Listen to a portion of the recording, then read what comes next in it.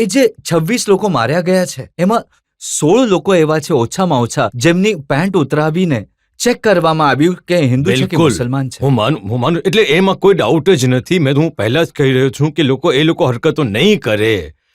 ભાઈ આ દેશ મૌલાના આઝાદે એક વાત કહી હતી જ્યારે તેઓ ભારતના વિભાજનનો વિરોધ કરી રહ્યા હતા ત્યારે તેમણે એક વાત કહી હતી કે યાદ રાખજો કે જે વસ્તુ નફરતના પાયા પર ઊભી થાય છે, તમે નફરત ફેલાવીને પાકિસ્તાન બનાવવાની માંગણી કરી રહ્યા છો.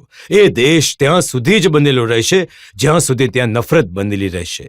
જે દિવસે નફરત પતી જશે એ દેશ પણ પતી જશે. 6 દિવસ પહેલા કોઈ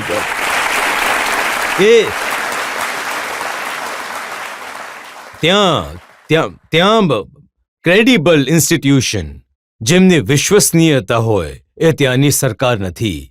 હું આરોપ નથી લગાડી રહ્યો. કોઈ પણ તમને આ વાત કહી દેશે.